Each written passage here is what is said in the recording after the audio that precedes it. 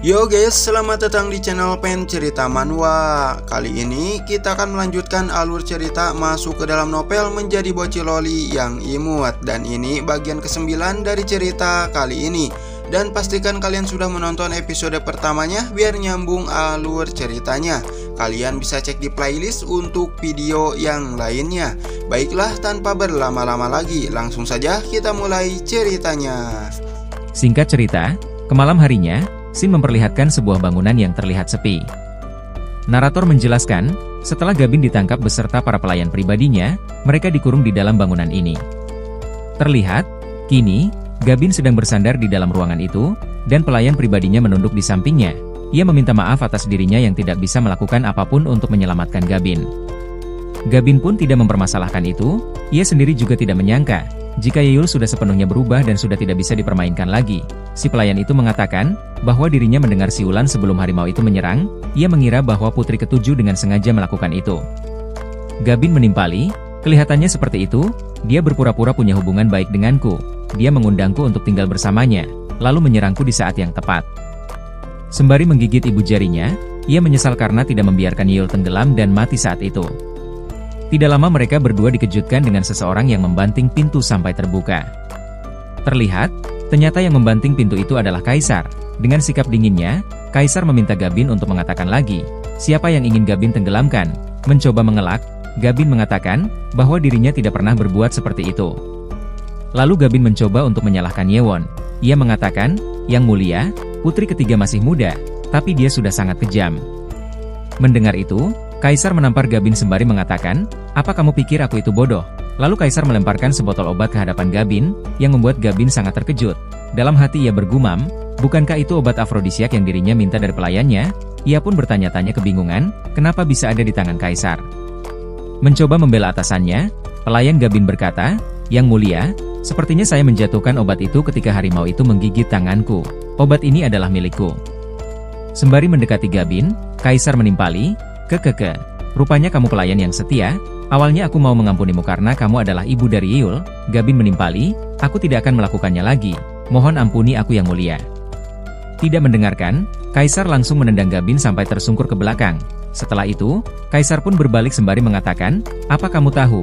Aku membiarkanmu tinggal bersama Yeol hanya untuk mengetes kebohonganmu yang terlihat seperti orang baik. Lalu Kaisar meminta para penjaga untuk membawa mereka berdua ke hutan dan berikan para serigala makanan. Di sisi lain, terlihat, Yeol yang sedang tidur dengan pulasnya, dan ditemani Yewon di sampingnya. Narator menjelaskan, setelah Yewon menuntun Yeol masuk ke kamarnya, ia pun menemani Yeol sampai larut malam dan memutuskan untuk menginap. Tidak lama dari itu, Kaisar datang ke kamar Yeol. Saat Kaisar mendekat, Yeol terbangun dan menanyakan, kenapa ayah ada di sini?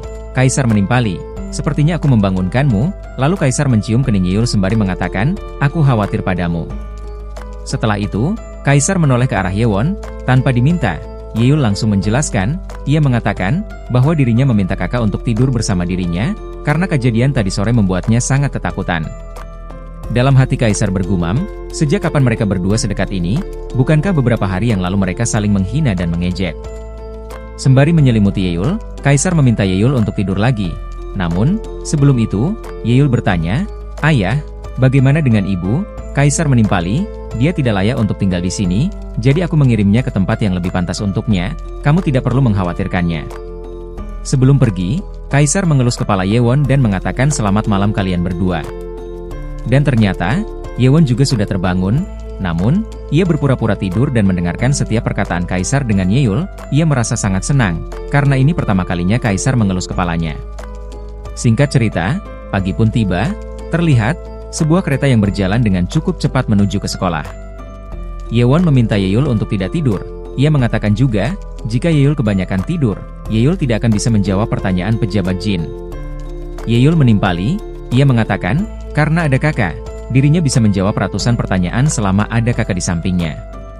Mendengar itu, Yewon sedikit senang dengan sanjungan yang dilontarkan Yeol. Ia berkata, itu benar, mungkin kamu sudah dipukuli ratusan kali kalau aku tidak ada di sisimu. Sembari menatap wajah Yewon yang kegirangan, dalam hati Yeol bergumam, aku merasa hubungan kami berubah, karena kesalahpahaman kami sudah terselesaikan. Sekarang dia terlihat seperti seorang kakak. Tidak lama, Mereka berdua dikejutkan dengan kereta itu yang berhenti secara tiba-tiba sampai Yewon terbentur ke dinding kereta. Yewon pun berteriak menanyakan, siapa yang berani menghentikan kereta ini? Jika putri ketujuh terluka karena ini, dirinya tidak akan mengampuninya. Di luar kereta, terlihat seorang pemuda dengan karisma dingin. Narator menjelaskan bahwa itu pangeran pertama yang bernama Li Hun. Supir yang mengendarai kereta yang ditumpangi Yewon dan Yeol bersudu minta pengampunan. Ia mengatakan bahwa kucing Li Hun melompat begitu saja ke depan kereta. Li Hun menimpali, dia terluka, apa yang akan kamu lakukan sekarang? Supir itu pun menjadi semakin ketakutan setelah mendengar itu, tubuhnya gemetar hebat, keringat dingin mengalir ke punggungnya. Ia mengatakan, ampuni saya yang mulia, dirinya siap menerima apapun konsekuensinya yang penting dirinya dibiarkan tetap hidup. Mendengar perbicaraan itu dari dalam kereta, Yeol berkata, apa pangeran pertama adalah orang yang kejam. Sampai pelayan itu berkata seperti itu, Yewon menimpali, kematian adalah pilihan terbaik baginya, karena pangeran pertama sangat menyayangi kucingnya, dia pastinya tidak akan memberi kesempatan pada pelayan itu. Dalam hati Yeol bergumam, di cerita novelnya, pangeran pertama tidak banyak bicara, dia sosok yang misterius seperti kaisar, tidak ada orang yang dapat menebak apa yang dipikirkannya. Merasa kasihan dengan supir itu, Yeol turun dari keretanya, melihat itu, Yewon pun mengikutinya dan menanyakan, apa yang mau kamu lakukan, apa kamu sudah gila? Lalu Yewon menjelaskan, pangeran pertama berbeda dari pangeran yang lainnya, aku tahu kaisar melindungimu, tapi pangeran pertama tidak akan peduli dengan itu. Lalu Yewon pun mengajak Yeol untuk segera pergi dari sana. Mendengar itu, Yeol meminta Yewon untuk tidak khawatir, dan ia mengatakan bahwa dirinya bisa membantu anak kucing itu. Lalu Yeol pun mendatangi pangeran pertama dan langsung mengelus anak kucing yang ada di pangkuannya. Ia mengatakan, sepertinya ini hanya luka ringan, biar aku coba menanganinya, aku akan menghentikan pendarahannya. Mendengar itu, Li Hun bertanya, apa kamu beneran bisa? Dari mana kamu tahu cara mengobatinya? Yeol menimpali, bahwa dirinya pernah menyembuhkan anak harimau yang ia kira anak kucing, aku akan memperlakukan kucingmu seperti kucingku sendiri. Beberapa saat kemudian, Yeol pun selesai dengan pengobatannya, ia mengatakan, bahwa kucing itu akan membaik dalam beberapa hari. Li Hun meminta Yeol untuk berhati-hati, karena kucing itu bisa menggigit jika dia tidak menyukai seseorang. Namun, Li Hun pun dibuat cukup terkejut melihat kucing itu yang menjilati pipi Yeol, yang itu artinya kucing itu menyukai Yeol. Sembari menatap heran ke arah Yeol, dalam hati Li Hun bergumam, aneh sekali, kucing ini tidak pernah setenang itu sebelumnya. Kenapa dia tidak takut dengan anak kecil ini? Lalu Li Hun menanyakan, siapa Yeol sebenarnya? Mendengar itu, Yeol pun memberikan salam hormat, lalu ia memperkenalkan diri, kakak, namaku Yeol, putri ketujuh. Mendengar itu, Li Hun berkata, pantas saja ia serasa familiar, warna mata dan alismu sama persis dengan ayah. Setelah itu, Yeol berpamitan, ia mengatakan, bahwa dirinya sedang dalam perjalanan menuju sekolah, aku harus segera pergi agar tidak terlambat. Namun, Yeol dibuat terkejut saat ia akan menaiki kereta dengan Li Hun yang mendahuluinya. Li Hun berkata, bahwa dirinya akan pergi ke dokter hewan. Di dalam kereta, dengan wajah sedikit pucat Yewon menanyakan pada Yeol, kenapa pangeran pertama ada di kereta mereka? Yeol menimpali, kalau pangeran pertama akan pergi ke dokter hewan. Dengan khawatir, Yewon berkata, apa benar seperti itu? Dia tidak akan menyalahkan kita kan? Bagaimana jika dia memanfaatkan ini untuk membalas dendam karena kejadian sebelumnya? Dengan cukup terkejut Yeol bergumam, apa pangeran pertama terkenal sangat kejam? Dalam cerita novelnya dia jarang muncul, sehingga dirinya tidak terlalu mengetahui tentang pangeran pertama, apa seharusnya dirinya tidak ikut campur. Secara mengejutkan, kucing itu tiba-tiba melompat dari pangkuan Li Hun ke arah Yeol. Melihat itu, Yewon berkata, kembalikan kucing itu, pangeran pertama memperlakukan kucingnya seperti keluarga sendiri, dan dia tidak suka jika ada orang lain yang menyentuhnya. Yeol menimpali sembari mengangkat tangannya, aku tidak menyentuhnya, dia datang sendiri padaku. Melihat itu, Li Hun menanyakan, apakah Yeol menyukai kucingnya? Yeol mengiyakan, dan ia mengatakan juga, bahwa kucingnya sangat lucu. Tidak lama Li Hun meminta kereta berhenti dan memanggil kucingnya untuk kembali. Mendengar itu, Yeol bertanya, apa kakak tidak jadi pergi ke dokter hewannya? Sembari melangkah pergi, Li Hun mengatakan bahwa kucingnya takut dengan dokter. Melihat Li Hun keluar, Yewon menghela napas, lalu ia berkata, apa kamu benar-benar tidak tahu tentang dia? Aku sangat lega dia sudah meninggalkan kita. Mendengar itu, dalam hati Yeol bergumam, semua pangeran yang ada sangat aneh, kurasa aku harus menghindari mereka apapun yang terjadi. Tidak lama dari itu, Yeol dibuat sangat terkejut dengan Sun Li yang berkata secara tiba-tiba tepat di samping jendela Yeol, kenapa dia turun dari keretamu? Setelah cukup tenang, Yeol berkata, halo pangeran kedua. Sun Li menanyakan, apakah Yeol dekat dengan pangeran pertama? Dengan panik Yeol segera menutup tirai itu. Melihat itu, Sun Li dibuat heran olehnya. Dalam hati ia bergumam, ada apa dengannya? Setelah beberapa saat, kini, Yeol dan Yewon pun sampai di gerbang sekolah. Yewon bertanya, apa Yeol mau masuk bersamanya? Yeol meminta Yewon untuk duluan saja dan dirinya akan pergi ke air terlebih dulu. Saat Yeol berjalan sendirian menuju air, ia dikejutkan dengan tangan seseorang yang tiba-tiba menyentuh pundaknya. Bersamaan dengan itu, seseorang bertanya, apa yang kamu lakukan di sini? Dan ternyata itu adalah Jungli. Jungli menanyakan lagi, kenapa Yeol bisa berada di gedung studi nasional? Tidak menimpali. Yeol malah menanyakan, sejak kapan Jungli belajar di sini? Lalu Jungli menjelaskan, bahwa dirinya sudah lulus 3 hari yang lalu, dan sekarang dirinya mulai belajar di ruangan studi nasional. Lalu Yeol bertanya lagi, kenapa Jungli tidak memberitahukannya? Jungli menimpali, apa aku harus memberitahukanmu soal ini? Mendengar itu, dalam hati Yeol bergumam, yang dia katakan memang benar, dia tidak harus memberitahuku. Kurasa aku dan Pangeran ke-6 hanya bekerja sama sebagai tim, setelah tujuan kami tercapai, hubungan kami juga selesai. Melihat Yeol yang murung setelah mendengar perkataannya, Jungli berkata, maaf, aku tidak bermaksud berkata seperti itu, jangan merasa bersalah dengan apa yang aku katakan sebelumnya. Yeol menimpali, tidak apa-apa, aku akan segera pergi dari sini.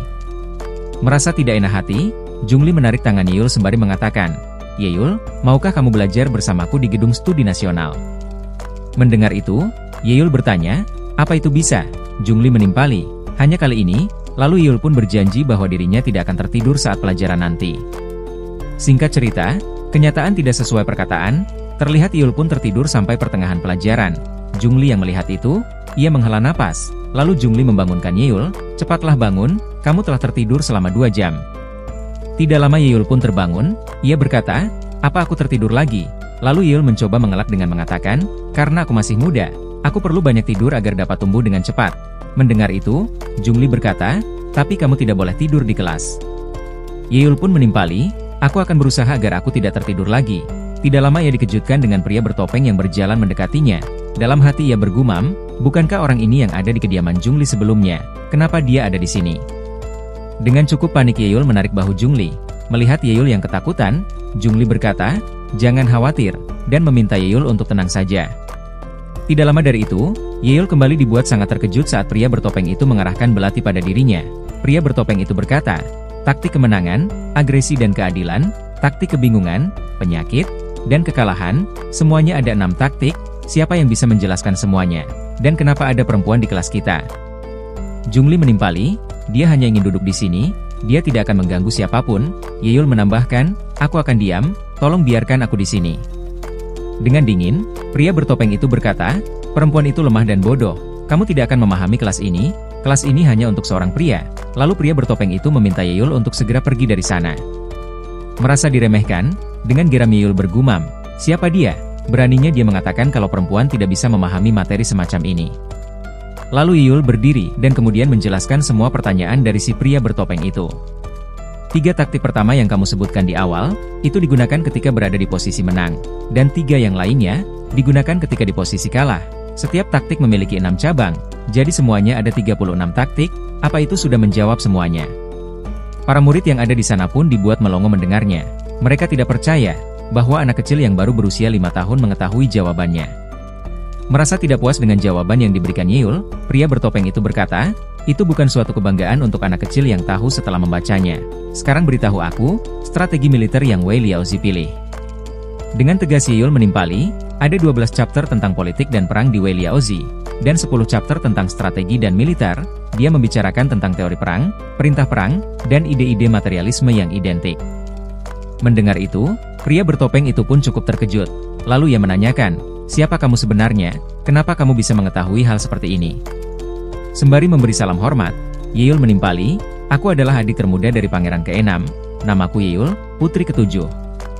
Setelah mendengar itu, pria bertopeng itu pun melangkah pergi sembari mengatakan, baiklah, aku terlalu merendahkan perempuan, mungkin kalian memang bisa memahaminya. Setelah itu, Yeol pun merasa lega, sembari menghela napas ia bergumam, untung saja aku fokus saat pelajaran sejarah. Kalau tidak, mungkin aku sudah diusir dari sini. Dengan penasaran, Jungli mendekat dan berkata, aku tidak tahu kalau kamu mengetahui hal seperti ini, dari mana kamu belajar tentang itu? Yeol menimpali, bahwa dirinya hanya mendengar ayah membicarakan hal itu sebelumnya. Dengan ragu Jungli bertanya, apa benar dia membicarakan hal itu? Yeol menjelaskan bahwa dirinya hanya mendengar ayah membaca beberapa surat dengan cukup keras. Lalu Yeol bertanya, haruskah seorang perempuan tidak memiliki bakat dan bodoh agar disukai? Jungli menimpali, tentu saja tidak. Apa kamu mau menjadi seperti itu, seseorang yang bodoh dan tidak bertalenta? Mendengar itu, Yeol menimpali, tidak, wanita bukanlah pajangan, mereka manusia juga. Lalu Yeol menjelaskan keinginannya, aku tidak ingin menjadi burung cantik yang terkurung dalam sangkar berlapis emas, aku ingin menjadi seorang jenderal yang bisa melindungi semua rakyatku. Jungli menimpali, aku tidak pernah mendengar itu darimu sebelumnya. Sembari tersenyum dengan semangat yang membara, Yeol melanjutkan, aku punya seseorang yang harus aku lindungi, orang-orang yang aku sayangi.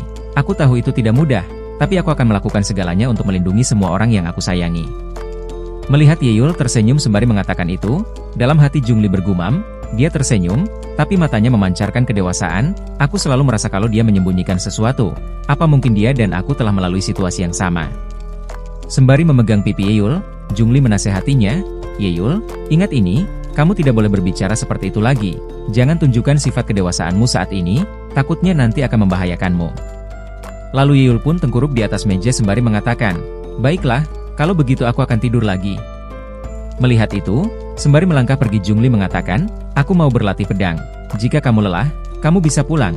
Kamu harus melatih tentang teorimu. Kami berlatih untuk mengalahkan musuh di medan perang, ada bagusnya jika kamu tidak mengikutiku. Akan tetapi, Yeol pun meminta Jungli untuk menunggunya. Dirinya ingin ikut melihatnya.